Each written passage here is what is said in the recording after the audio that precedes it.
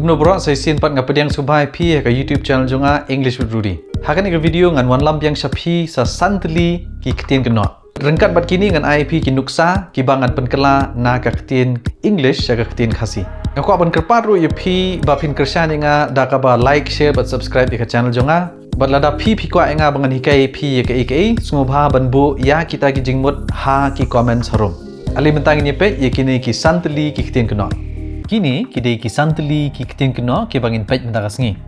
Aling in pej shua Ktien Kynnoh beningkong kabam kadi. Kabam kadi daga Ktien pareng yong food and beverage. Aling in pej kui kanuksa. This restaurant offers a wide range of food and beverage options. Haka Khasi nginong kani ka restaurant ka ay bunjat ki bam kidi banjit. Aling in pej Ktien Kynnoh kabaar kai pateng. Kai pateng daga Ktien pareng yong to trade, to buy and sell. Tawang in pej kui kanuksa. Trade declined in 2020 due to COVID. Kani daga Khasi kamut kumno ka kai pateng kalahir hausnem arajar arpo nakadaw jongka COVID. Ka Ktien Kynnoh kabalay kren khana kabamut kumno daga Ktien pareng to speak, to have a conversation.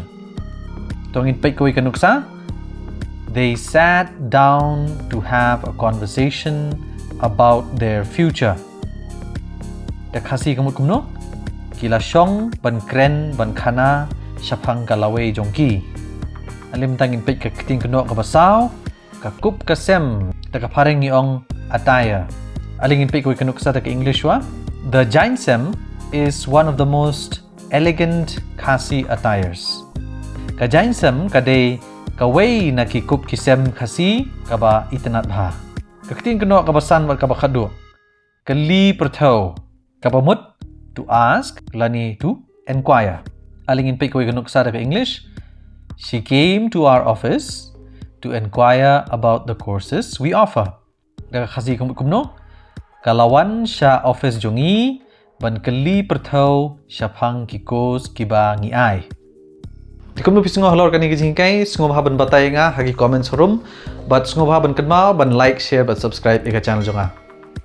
Mentang sing tang kani kublish bun ngin sai kendopat.